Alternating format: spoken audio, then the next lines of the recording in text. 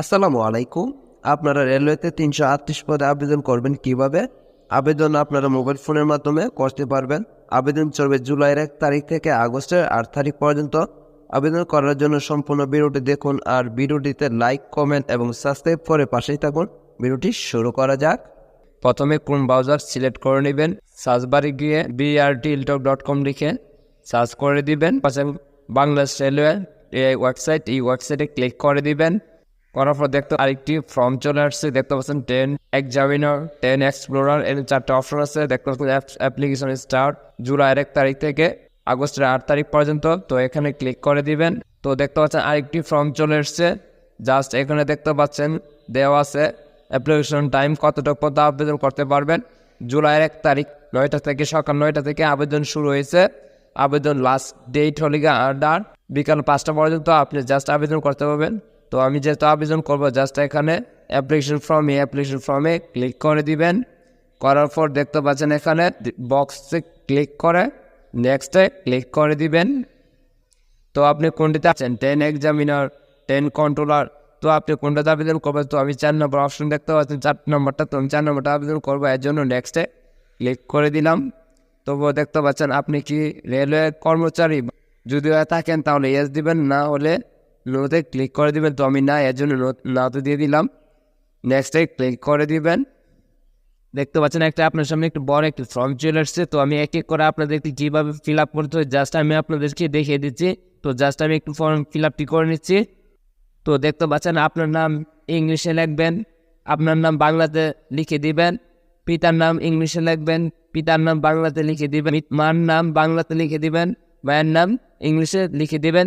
আপনার date of birth দিয়ে দিবেন। তো ডেট অফ বার্থের ঘরে ক্লিক করে আপনার যে ডেট অফ বার্থে দিয়ে নেবেন, যত তারিখে আপনি জন্মগ্রহণ করেছেন। এখানে দেখতে পাচ্ছেন আমি চেঞ্জ করছি, আপনি এইভাবে চেঞ্জ করে নেবেন।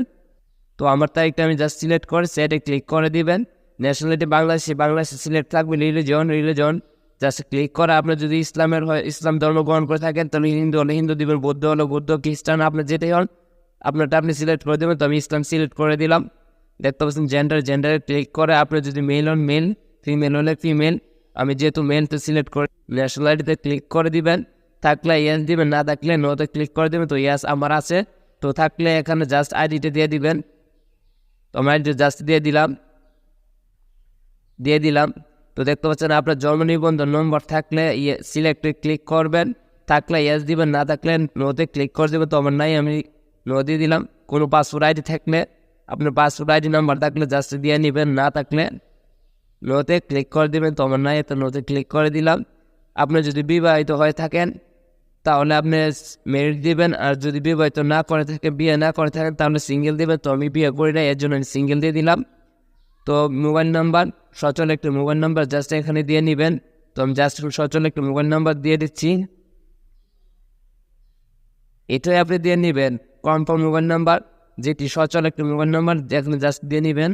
তো আমি জাস্ট সচল একটা মোবাইল নাম্বার দিয়ে নিয়েছি। এখানে একটা ইমেল নাম্বার দিতে হবে, যেটা ইমেলের মাধ্যমে আপনার সাথে মেসেজ মাধ্যমে আপনি কথা বলতে পারবেন। তো এখানে জাস্ট মেসেজের মাধ্যমে ইমেলটা দিয়ে নেবেন। তো আমি জাস্ট আমার ইমেলটা দিয়ে দিলাম। আপনি যদি কোনো মুক্তিযোদ্ধা কোনো কোটা থেকে থাকে তাহলে আপনি এখানে মুক্তিযোদ্ধা কোটা সিলেক্ট করতে হবে, ফ্রিডম ফাইটার স্ট্যাটাস, এখানে ক্লিক করবেন। করার পর আপনি কোটা দিয়ে থাকলে আপনি কোটা দিবেন। তো আমার নাই, তো আমি 3 নম্বর অপশনটি সিলেক্ট করে দিবেন।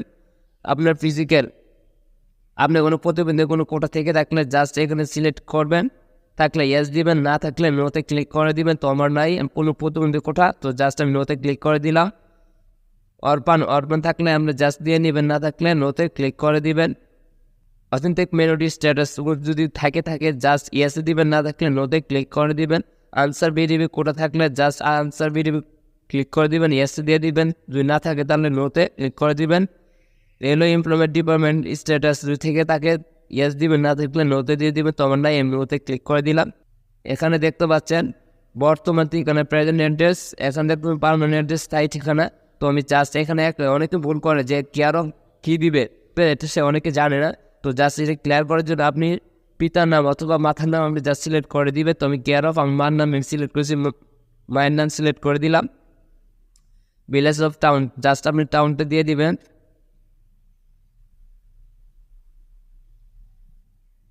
জাস্ট আমার ভিলেজের নাম দিয়ে দিলাম। আপনার টাউন হলে টাউনে সিলেক্ট করে দেবেন। ডিস্ট্রিক্ট ডিস্ট্রিক্ট ক্লিক করে আপনি কোন ডিস্ট্রিক্টে সিলেক্ট করে দিবেন।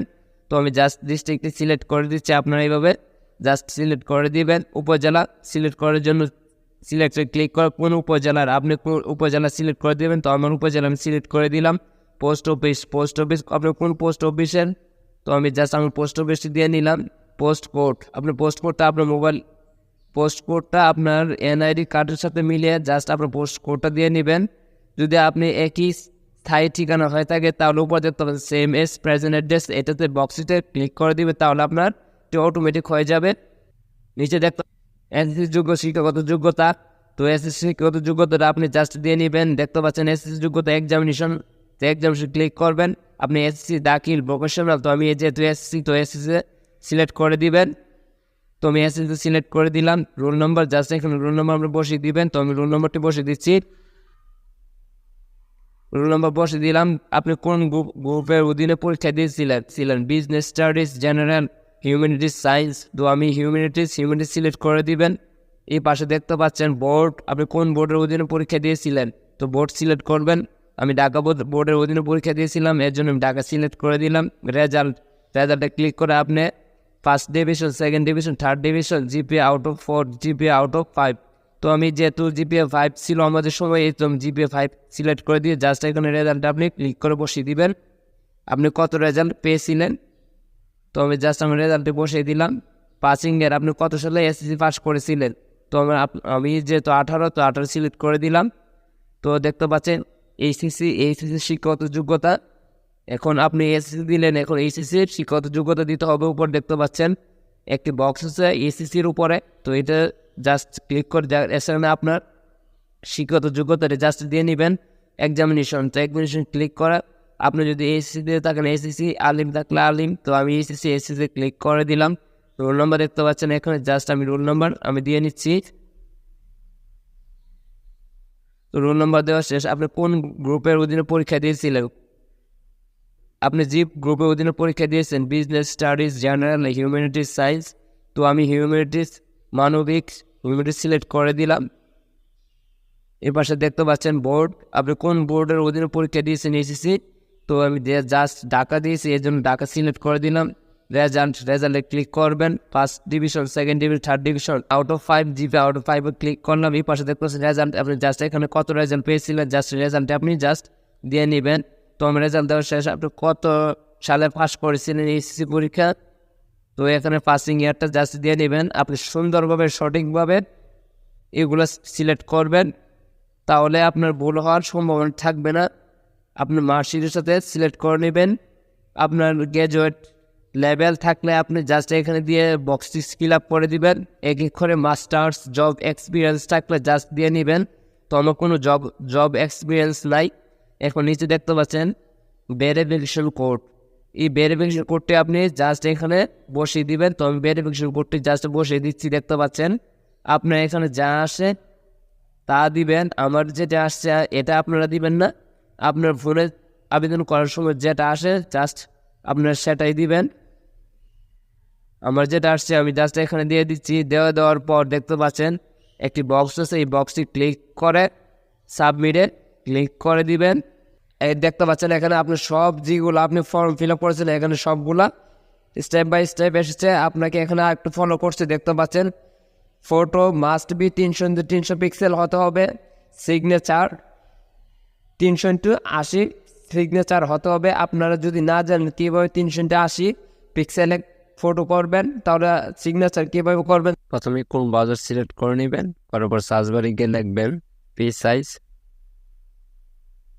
লিখে ক্লিক করে দিবেন। করার পর দেখতে পাচ্ছেন একটা ওয়েবসাইট চলে আসছে, এই ওয়েবসাইটে ক্লিক করে দিবেন। তীর বাটন একটা অপশন আছে, তীর বাটনে ক্লিক করে আপনি যে গ্যালারি থেকে যে ফটোটি 300 পিক্সেল কত চাচ্ছেন, তো আমি এই ফটোটি কত চাচ্ছি এর জন্য এটি সিলেক্ট করে দিলাম। দেখতে পাচ্ছেন কন্টিনিউ টু এডিট পিকচারে ক্লিক করে দিবেন। দেখতে পাচ্ছেন অলরেডি চলে এসেছে। দেখতে পাচ্ছেন 50% সিমিলার, তো এটার উপর ক্লিক করে দিবেন। এটা জাস্ট কাস্টম সাইজ দিয়ে ক্লিক করে নেবেন। দেখতে পাচ্ছেন হোয়াইট, এই হোয়াইটের উপর ক্লিক করে দিবেন। এখানে জাস্ট 300 দিয়ে নেবেন পিক্সেল। হাইটে ক্লিক করে জাস্ট আপনি এখানে 300, জাস্ট এখানে 300 দিয়ে নেবেন। নিচে দেখতে পাচ্ছেন পিএনজি, আপনি পিএনজিতে ক্লিক করবেন, করার পর জিপিজি সিলেক্ট করে দিবেন। দেখতে পাচ্ছেন ব্যাটার, এই ব্যাটারে ক্লিক করবেন, করার পর বেস্ট দিয়ে দিবেন। এখানে জাস্ট লিখে দিবেন জিপিজি, লিখে ক্লিক করে দিবেন। তো দেখতে পাচ্ছেন ডাউনলোড হেয়ার ইমেজ, এই ডাউনলোড ইমেজে ক্লিক করবেন। দেখতে পাচ্ছেন ডাউনলোড হয়ে যাচ্ছে। তো আমার অলরেডি 300 পিক্সেলটি ডাউনলোড হয়ে গেছে। ক্লোজ ফাইলে ক্লিক করবেন, করার পর আপনি যে সিগনেচারটি 380 করতে চাচ্ছেন, এই 380 পিক্সেলের করার জন্য আমরা সিগনেচারটি নিয়ে নেবেন। তো আমি জাস্ট নিয়ে নিচ্ছি।